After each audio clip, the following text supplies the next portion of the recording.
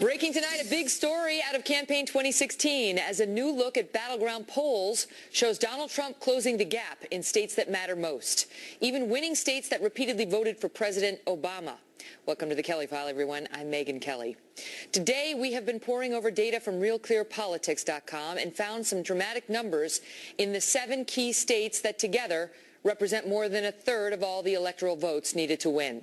According to the Real Clear Politics average of polls, Donald Trump is now leading in 5 of the 7 top battleground states. He's up by 5 points in Iowa, more than 2 points in Nevada, 2 in Ohio, almost a point in North Carolina, and is just edging out Mrs. Clinton in Colorado. Meantime, it is a dead heat in Florida, and while she is still leading in Pennsylvania, Trump has narrowed the gap to less than 2 points in a state the pundits suggested he could not win. What's more, all these states went for President Obama in the last 2 election cycles, with the exception of North Carolina. We have a great lineup to discuss all of this tonight, including Karl Rove, who is here with a warning about the format of the next debate, plus Lieutenant General Michael Flynn, who has been helping Mr. Trump shape his message and prepare for debates, and Tom Bevan, co-founder and publisher of Real Clear Politics. He's here to discuss those poll numbers, and we're going to start with him.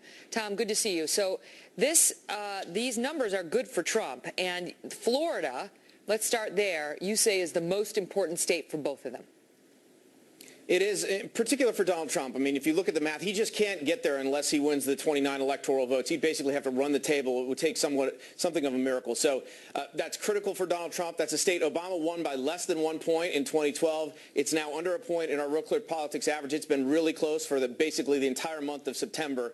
And so, Trump's going to try and run up his numbers in the north and the Panhandle. Clinton will run up her numbers in southern Florida, and then the battle will be fought, as it always is in Florida, in that I-4 corridor, Hillsborough County around Tampa is where that state will be decided. Okay, North Carolina, that's, you tell me who that's supposed to, typically, traditionally, it would have gone Republican. Right. Obama won it in 2008, but didn't in 2012. He lost it by about 2 points to Mitt Romney. This is a state Trump has to keep in the Republican column, 15 electoral votes, and it's close. It's very, very close. In fact, we have 7 polls there. 3 of them favor Trump, 2 of them favor Clinton, and 2 of them are exactly tied. So it is that close in North Carolina. And again, that's one that Trump really needs to keep in the Republican column. If he loses that state, it's going to really complicate his path to 270.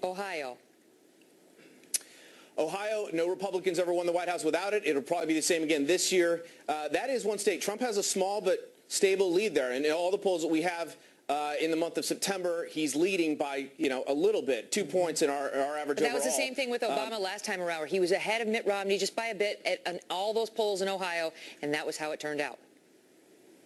Exactly. In fact, Obama won 9 out of the 10 battleground states. He was ahead with small leads in all those states, and they held up for him. Okay, let's talk about Colorado, because she was ahead of Trump by 11 points in Colorado a month ago.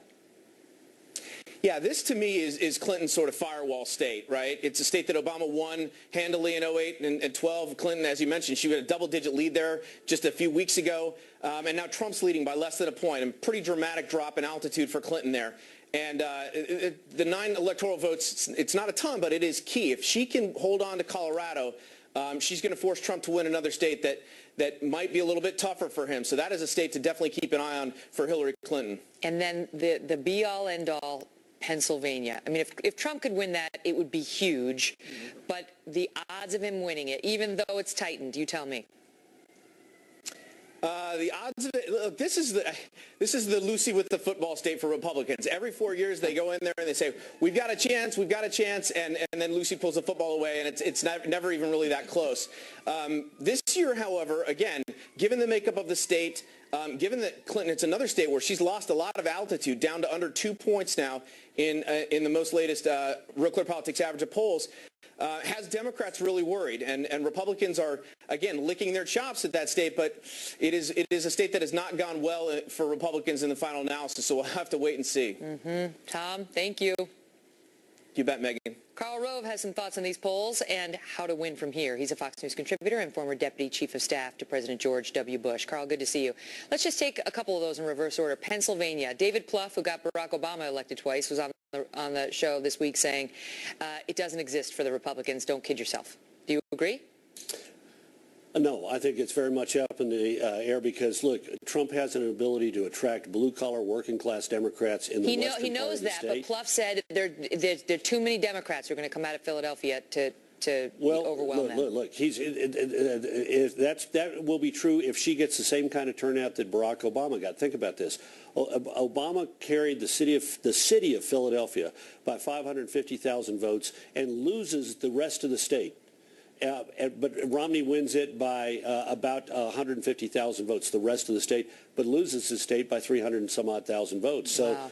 It depends on the level of turnout in the African-American community in Philadelphia, and it also depends upon how well Trump does with white, college-educated voters in the suburbs of Philadelphia, particularly women. And that's where his weak point is in the state. He's overperforming in the western part of the state, blue-collar Democrats. He looks like he's underperforming among independents and soft Republicans in the suburbs, and we don't know about the city of Philadelphia. We've heard this time after time, that Trump and Clinton are fighting over white college-educated women, and that the debate was supposed to be aimed, according to Joe Trippi and some others, at white college-educated women. And that was some of the criticism that Trump received thereafter, saying, what did you do during that debate to appeal to white college-educated women? On the list is not calling Miss Universe fat. So a controversy that continues to dog him. Go ahead. Yeah, look, if he makes this about change versus the status quo, not about his personal scandals, not about her personal scandals, then he's got a shot to win. If he lets himself, if he takes the bait and gets drawn in on these things, he's in trouble. And particularly if he not only gets drawn into them in the debate, but then squanders a valuable day. Look, Megan, we're at the point where the most valuable thing that a presidential campaign has is time, and he chewed up a valuable day arguing over something that is completely, on the edges of this debate, and certainly not central to his ability to make a winning case. Mm-hmm. And so now we're a week or so away from the next presidential debate, and it'll be a town hall format. And I want to play this clip because Trump, he's had limited town hall experience, but he's had some town hall experience. And here was a testy moment that happened on February 18th at one he had with CNN. You tell me whether he should repeat this. When you said that George W. Bush, which was our last Republican president, a man I respect greatly, a person that we really fought for when he was up against a lot of pressure, that he lied to get us in the war in Iraq. That stung me very deeply. Okay. I don't believe that. I'm just wondering, given some time passing, perhaps you've rethought that. Would you be willing to rethink that? Well, a lot of people agree with what I said. Do you think the President of the United States, George W. Bush, lied? Well, look, I'm not going to get you a vote, but that's okay. Carl? Town hall meetings are tough because there's a tendency when you get into a debate to think that you're speaking either to the camera or that you're engaged with your opponent. But a town hall meeting is a conversation, a one-on-one conversation with somebody who's looking you in the face, not too many feet away, and the ability of a candidate to display empathy and to sound like they're listening, to somehow make a connection with that person, and then to take the conversation the direction that they want to go. I mean, there was no need to get in an argument or insult that voter, and he cannot do that the coming week. He's got to also be careful about being too harsh in his attacks on Hillary Clinton. It's one thing when you're standing there, just the two of you on the stage, but if you're in a room, the dynamic of those kind of personal attacks changes pretty dramatically. Mm-hmm. Carl, great to see you. You bet. Thank you. Well, just last night we spoke to Trump campaign manager Kellyanne Conway, who suggested that in the next debate, she wants to see the same Donald Trump who showed up for the beginning of the first debate. Watch. I think if Mr. Trump looks back at the first 30 minutes or so of the debate, he'll see some real highlights. His ability to sort of joust and jab with Hillary Clinton. Lieutenant General Michael Flynn is the former director of the Defense Intelligence Agency and a Trump national security advisor. Great to see you, General. Thanks for being here. Thanks for having me. So the New York Times is reporting that Trump's struggles in the debate are attributable to his inadequate or improper debate prep. And they cite in particular these two retired military generals, right, who are just screwing the whole thing up. Is that you? That's obviously me is one of them, and a good friend of mine is the other. So, yeah, I mean, I saw that, and I just find that pretty laughable. The preparation that he had, and I think Kellyanne was right on the money, that the first 30 to 40 minutes, and I actually timed it while I was sitting in the debate hall there, the first 40 minutes was about the economy, prosperity, tax reform, and I think Donald Trump nailed it. What I really saw at the second half of the debate really was, frankly, the poor judgment on some of the issues that were picked up on by Hillary Clinton, where she brought in the Miss Universe pageant winner. And I thought that was, you look at some of the things that have come out about this young lady, in the last 24 hours. Even though this woman had some troubles, even though this Miss Universe has some troubles, all of his comments about her waiter on camera, not those specific ones, but many others. It just shows the bad judgment. But the other thing is, had I been in Lester Holt's seat, I would have asked much tougher questions, and I would have focused on the three themes, which was, the direction of the country, prosperity, and I think security, American security. And none of that was talked about for almost an hour. Okay, but, as the candidate, you got to be able to get in the stuff that you want to get in and get away from the stuff. Yeah, that's right.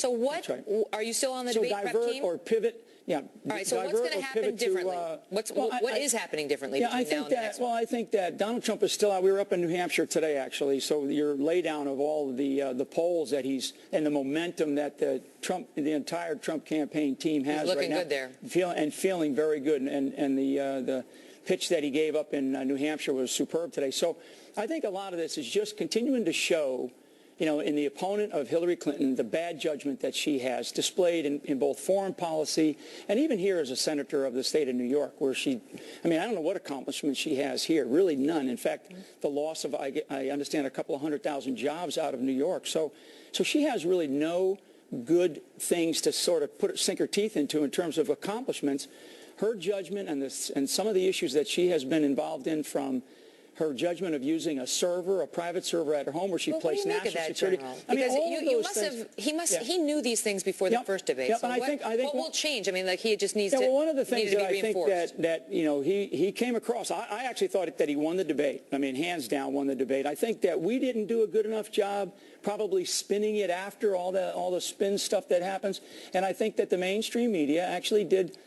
They did sort of their job of making sure for the last couple of days, talking up about how Hillary Clinton did and how Donald Trump, didn't do. So, I really look at this thing and I say, hey, look, I think that Donald Trump won that debate the other night, and I believe, and you can do all the scientific polling, and I'm not a pollster, but what I saw and the people that I've been talking to, and I pay very close attention to the information domain, and there are an awful lot of people that are looking at Donald Trump in a much different way and saying, this is a guy that I can see as the President of the United States or the Commander-in-Chief.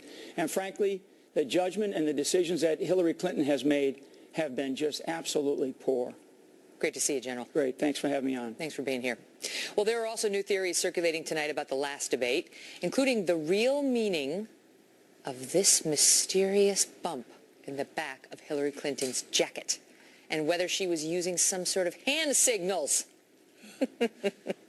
Bum, bum, bum. We will investigate with Brian Kilmeade. Plus, Donald Trump today started talking about how Bill and Hillary Clinton treated the women who came forward to accuse the former president. And Trump spokesperson Katrina Pearson and DNC member Robert Zimmerman are next on whether or not this is fair game. The Clintons are the sordid past. We will be the very bright and clean future. New evidence that Donald Trump may be launching a controversial line of attack on the Clinton camp. After 3 straight days of getting hit over his treatment of women, Politico reporting late today that Trump's campaign put out talking points this afternoon about how Hillary Clinton and her husband worked together to destroy Bill Clinton's accusers. It came on the same day the Washington Post published a widely read report questioning whether Hillary Clinton was an enabler for her womanizing husband or someone just defending their family. Trump spokesperson Katrina Pearson and DNC committee member Robert Zimmerman are here in a moment, but first we go to Trace Gallagher on why this story is blowing up today. Trace? Megyn, Donald Trump, the Trump campaign, and Trump surrogates have all argued that what's important in this campaign is not Bill Clinton's infidelities, but rather the way Hillary Clinton has responded to her husband's accusers, unfairly lashing out at them, like Jennifer Flowers, the singer who in 1992 sold Star magazine the story of her affair with Bill Clinton. At the time, Hillary Clinton described Flowers this way during an interview with ABC's Primetime Live. Watch. You get your 15 minutes of fame and you get your picture on the front page of every newspaper, and you're some failed cabaret singer who doesn't even have much of a resume to fall back on. Clinton went on to say if she had the chance to cross-examine Flowers, she would, quote, crucify her. 6 years later, Bill Clinton admitted to the affair. When a woman told Penthouse magazine that an Arkansas state trooper approached her on the Governor Clinton's behalf, Hillary Clinton reportedly said, quote, we have to destroy her story. And in 1994, Arkansas state employee Paula Jones alleged in a lawsuit that Bill Clinton propositioned her in a hotel room 3 years earlier. Bill Clinton dismissed the allegation as untrue, and Jones was painted as promiscuous trailer park trash. Bill Clinton then settled the lawsuit for $850,000.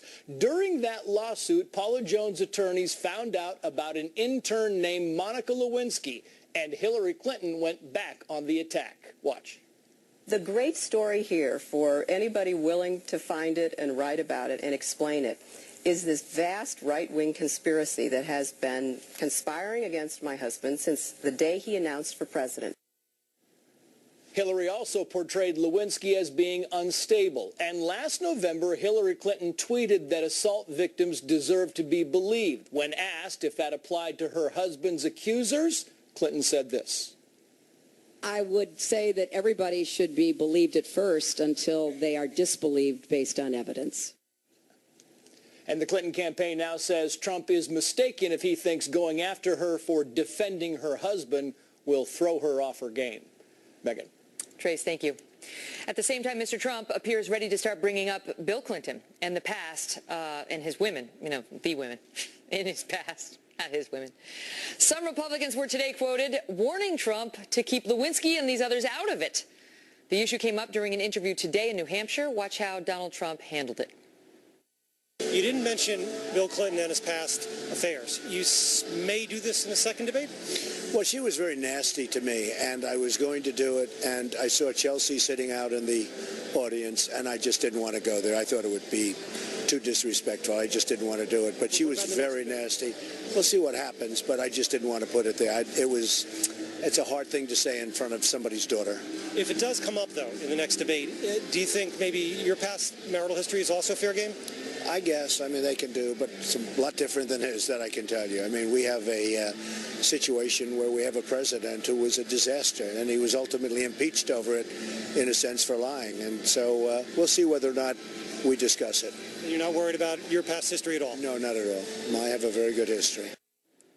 Joining me now, Katrina Pearson, Trump campaign national spokesperson, and Robert Zimmerman, who's a Clinton supporter and DNC committee member. Good to see you both. Good to be with you. So let me start with you on it, Robert, because you saw the Trace report. A lot of the young people don't even know about Bill Clinton's histories, but listen, he cheated on Hillary Clinton more than once, and that's been documented, and he was accused of more than just having consensual affairs, but actually sexual assault, especially by Paula Jones in a lawsuit that was settled for almost 7 figures.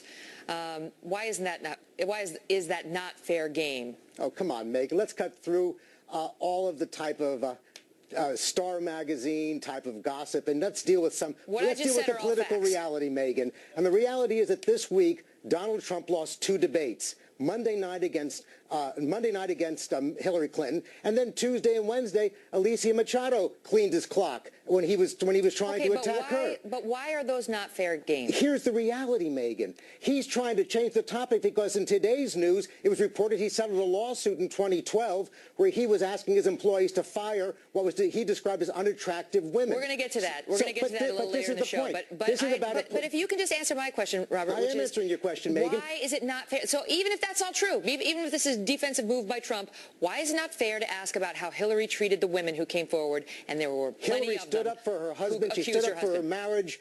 And very frankly, whenever Republicans have tried to attack her for that, they have absolutely gone down in flames. That's why you have the leading Republican senators, including Senator Wicker, who's in charge of the Republican Senate campaigns, pleading with Trump not to go there. Mm-hmm. It's a failed strategy because Hillary Clinton stood up for her marriage and stood up for her husband. Katrina? look, this is not about Bill Clinton or even what he did for that matter. This is solely about what Hillary Clinton did. She has launched this campaign on sexism. She accused Bernie Sanders of sexism.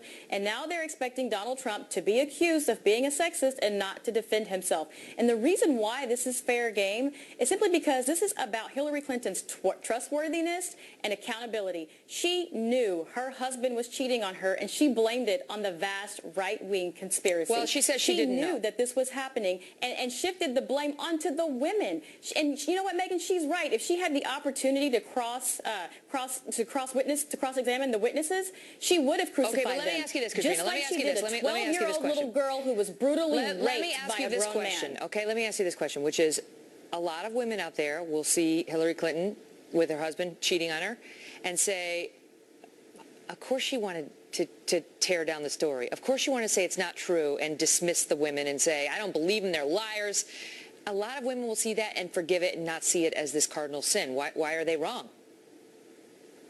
No, you're absolutely right. Of course you would want to fix that, but then you can't go around and call yourself the champion of women. It's the hypocrisy that's the issue here. Actually, you can't Katrina, go around blaming other women people. are calling her the champion of women. You can't go around blaming other people Let me for ask you what this, you Robert. and your husband have done, and that's the problem. Okay, so wait, but in addition to the ones that we highlighted there, Kathleen Willey is another person who accused Bill Clinton, and she's been on the program, and she says that Hillary Clinton, too, and the entire Clinton team tried to destroy her. Here she is in September 22nd, 2000, alleging the behavior she had received. Watch.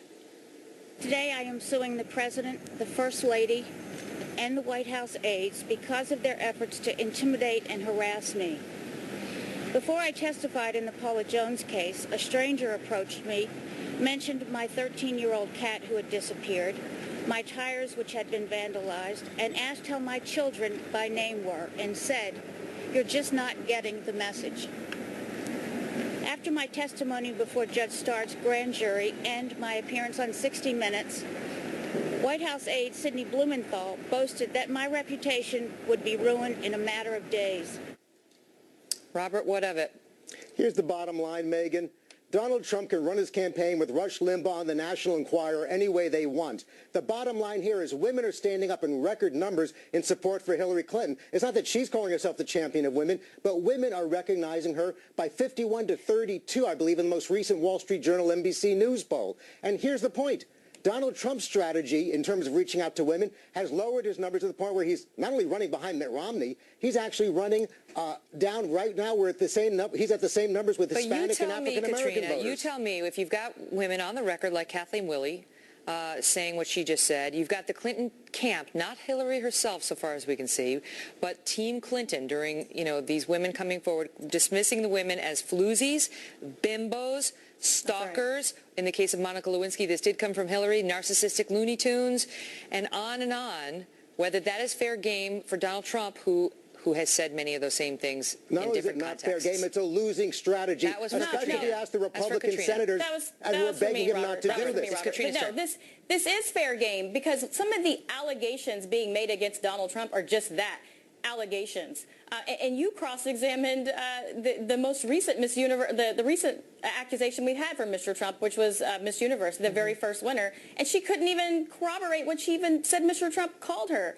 These are allegations. The reason why this is important, these are actual actions that were taken against Hillary Clinton. She is calling herself the champion of women, and she has failed miserably, and she shifted the blame. So are women, according to the polls. Why is Donald Trump running so poorly in the polls? Right now, his numbers are dropping to the same level with Hispanic and African Americans. We've never seen a Republican run this poorly. Anna Navarro, who's on a cable competitor, she came out today and she said, as she wants to do with women.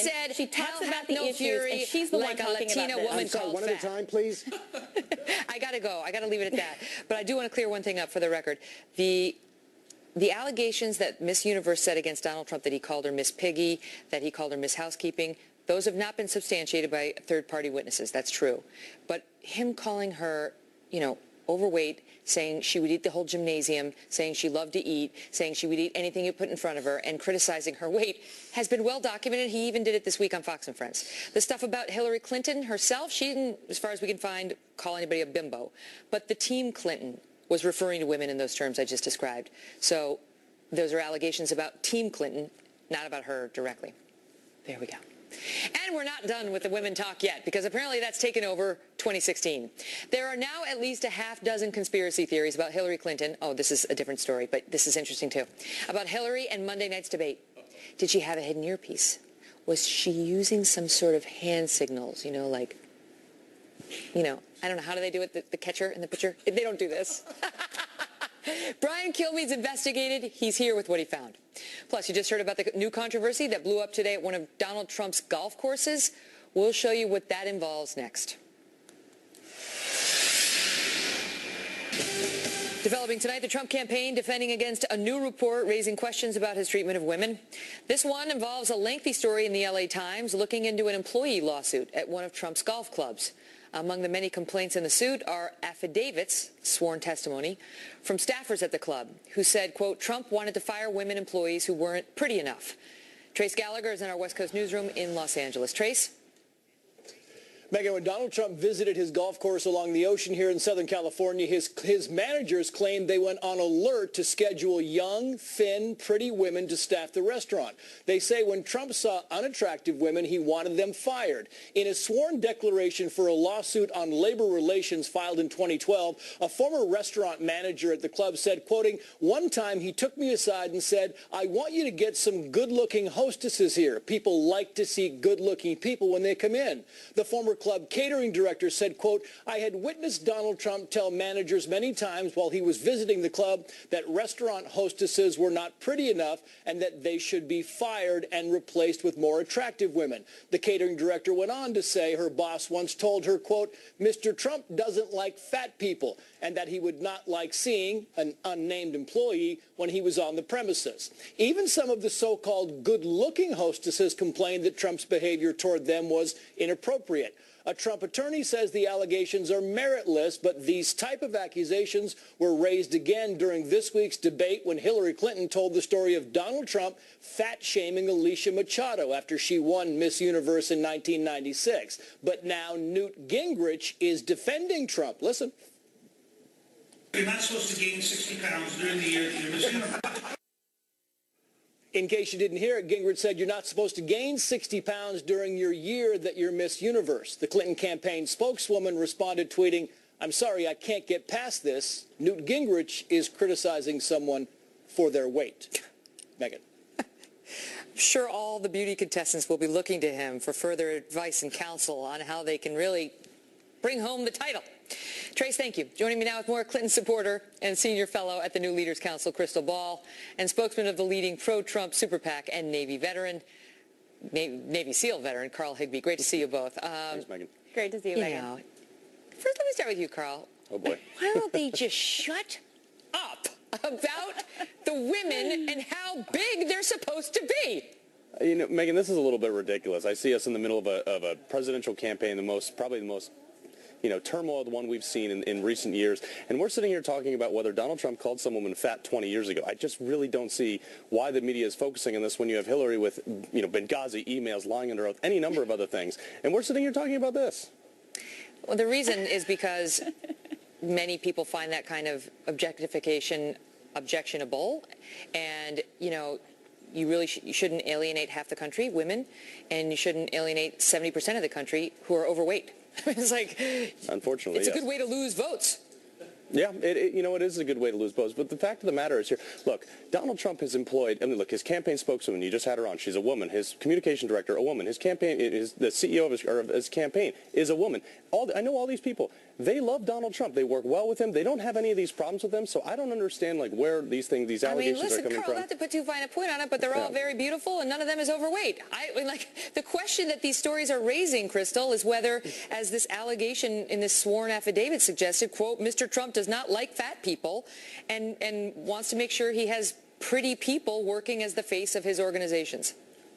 Well, and here's the big problem for him, Megan. Do you think that anyone out there read that story and was shocked and said, oh, no, Mr. Trump would never treat women that way? Of course not, because his comments over the years and continuing into this presidential election campaign have reflected a man who puts a lot of priority, perhaps first priority, on the way that a woman looks, grading them on a 1 to 10 scale. He told a female reporter in this campaign that she had her job because she was beautiful. all. So this comes as a shock to absolutely no one that Donald Trump is a sexist pig. Why are we talking about it? A, because he keeps talking about it and keeps insisting that Ms. Machado gained a massive amount of weight. And then B, he put her on because an it's kind of exercise program, a luxury exercise program. It's kind of relevant to people whether their future president happens to also be a sexist pig. I think that's kind of an important piece of information that actually a lot of voters might care about. Carl, the thing is, you know, you can actually, legally, you can make the argument for certain looks requirements. There was a big case about whether Vegas hostesses could be forced to wear makeup. And the answer was they could. Because if it's part of like a uniform, a presentation, a company image, it's actually not illegal necessarily. But that's different from disqualifying all heavy people. That's a different thing altogether. And even Trump, this woman who ran Trump's construction company, and it was a great role, and he gave her an amazing promotion, even she told the New York Times that he looked at her, she's a larger sized woman, and said, "You like your candy." I mean, you know, this is alienating to a lot of people who struggle with eating. Yeah, I mean, you know what, Megan? The fact of the matter is 50% of our country is drastically overweight. And you know what? Including Trump. Yeah, well, Trump did say that he could shed a few pounds. But the fact is, who cares? We're talking about a little bit of weight, and this is a woman, also this Machado woman. He gave her a luxury exercise program, and they posed for all these pictures, and she was so happy to accept that he was willing to let her keep her title. She only posed for the pictures because he ambushed her at the exercise facility with 80 reporters who took pictures of her while Donald Trump looked at her from the sidelines. I mean, that is what happened there. He didn't ambush her. He was on his paid, luxury fitness program. She says he did. No, she also says a lot of other things. But the fact of the matter is she was on his luxury exercise program, and he allowed her to keep her title, and he worked with her, and he said he defended her job because she was overweight, and then helped her get back down to weight. Come on, Megan. If I could help you with this, there's a very simple response to what we have seen on camera in terms of Mr. Trump's treatment of Ms. Machado, and it's called an apology. It's not called trying to smear her and trying to continue to insist she gained too much weight. It's called saying, "I'm sorry for the way that you were treated and the way that you felt." It's that easy. Maybe you should talk to your candidate. And let me tell you about who cares about this. Who cares about this? Take a look at the polls, and I think you'll find out who cares about this. I come from a long line of, people who also love food, right? And I love food. The last thing that an overweight person needs to be told is that they're overweight. That's the last thing. Like, trust me, I know. So it doesn't help. Look, I was a fat kid in middle school. I get it. Well, now you're a Navy SEAL, so nobody feels bad for you. All right, great to see you both. Thank you, Megan. They're like the most elite athletes in the country. Okay, so far, 2016 has involved debates about water drinking, finger size, the eating habits of a former beauty queen, whether the hostesses at the Trump golf course need to be hot, and now it involves celebrities taking their clothes off for Hillary Clinton. Brian Kilmeade volunteered to investigate that. He's here to tell us why they might want to put their clothes back on. Plus, a closer look at the campaign messages scoring the biggest points. Frank Luntz is here with a good segment coming up. I did not email any classified material to anyone on my email. There is no classified material.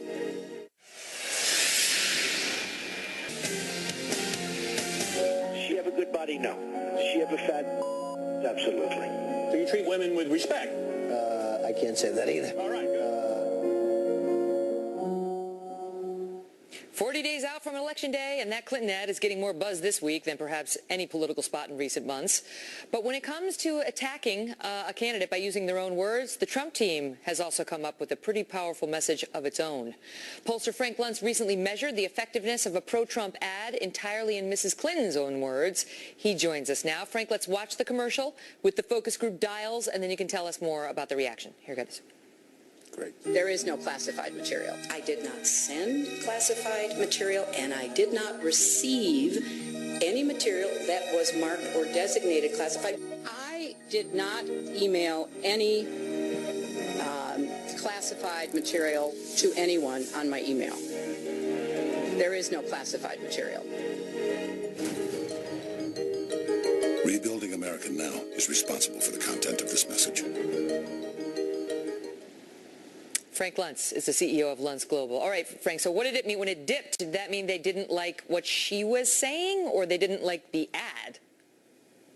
Well, they started 0, and then they move second by second. And what happened was they repeated the same line, and that line became more and more powerful as it really sunk in. And the fact that the Hillary Clinton line was almost at 50 tells me that that ad cuts across partisan lines and political lines. Yeah, because the Democrats were as low or as high as the Republicans and the independents on that. Exactly. It's an issue of credibility.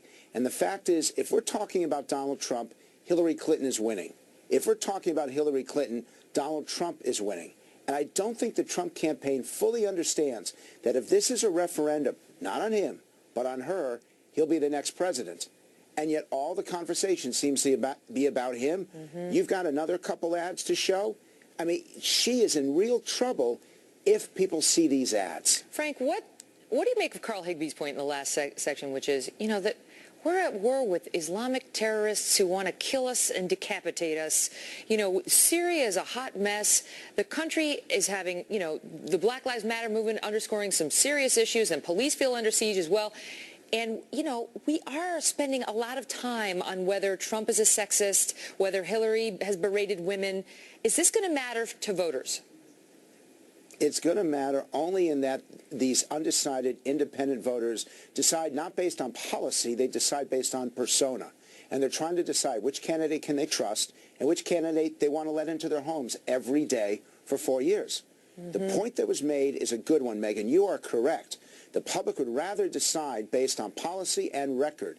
And when Donald Trump talks about the more than a quarter century that Hillary Clinton spent in Washington, D.C., and what was done, what was accomplished, do we actually make this country stronger? The American people say no.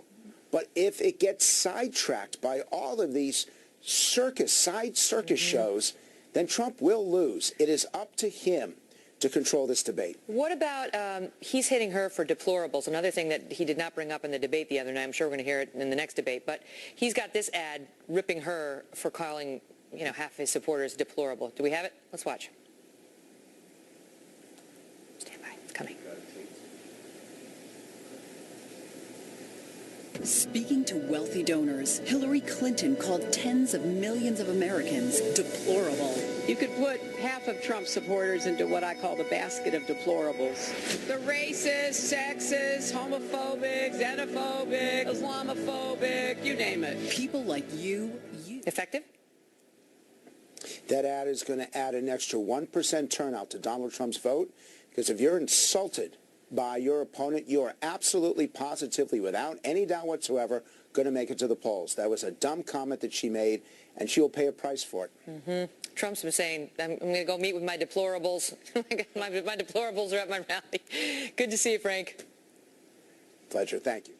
Well, conspiracy theorists set off a new round of controversy this week, claiming that there is visual proof that Hillary Clinton used secret devices during Monday's presidential debate. Not an earpiece this time. Kilmeade is standing by to tell us what it is. Next. Well, there were no near-collapse episodes for Hillary Clinton at the first presidential debate, but that did not stop a new round of conspiracy theories from going viral. From a secret cough prevention machine, because that exists, to a cheat-assisting earpiece. Brian Kilmeade is here to separate fact from fiction. He's co-host of Fox and Friends and host of Kilmeade and Friends on Fox News Radio. Right. Megan, so here's the thing. One thing about when you think about Hillary Clinton, she's got answers. Just the question is, are they the right answers? So a lot of people say she probably didn't need any help. But what is that mysterious thing on her back? You see the line through her back. You see those arrows there that weren't there in the natural picture that was put there by John Madden. And there, that little wire there, the question is it a Comtech RC216 that costs $655 that would allow people to talk to her in another room? That's what the question is. It is something. Or could it be some type of cough suppressant? Could it be a compressor machine kit, which is a nebulizer that goes for $35.95 that can stop and clear up bronchial tubes for a short period of time? It has like secret little nose pieces? Right. It goes somehow, it clears up your head before and maintains that clear nasal passage. I got to get that, whether she used that or not. There's another question. Both these things might not have happened. You think? This actually might have been just Hillary Clinton out there, but that is kind of strange. I've never dressed a woman, but I don't know why. What is it? What is that? What I don't know what that could be. What does the campaign say? The campaign says it's nothing. That's just the way it is. Can we see the picture one more time? I mean, Debbie Murphy, who works for us, says that, I don't know about that thing at the bottom, but she says that's her spine. Right. She says, to me, it looks like a spine. And the thing at the bottom is like, it could be something in her pocket. It could be that. Here, it does look like a mic pack. It looks a lot like a mic pack, just like this, and just in case like the mic out there died. Right. Or an IFB pack, which connects you to the. Okay, we got to move on because Gary Johnson said another really silly thing, and that's being kind. Here he is with Chris Matthews. Who's your favorite foreign leader? Who's my favorite? Just name anywhere in the country, any one of the continents, any country. Name one foreign leader that you respect and look up to. Anybody. I guess I'm having an Aleppo moment in the former president of Mexico. But I'm giving you the whole world. I know. Anybody in the world you like. Anybody. Pick any leader. The former president of Mexico. Which one? I'm having a brain. Name anybody. Fox. He said he smoked pot for 4 years. And he stopped in 2008. He said in June he'll stop smoking pot because he's running for president. I am not convinced he has. Also, they did a study. Pot's out of your system in 7 days. So it does cause short-term memory loss. But if he's not smoking it, it shouldn't be a problem. He should have just said any name, like John Cockno-san, right? Name that movie. John Cockno-san? John Cockno-san. Yeah. You got it. Yes. What's the movie? Fletch. Yeah. Ding, ding, ding. We'll be right back. Roll the commercial. I don't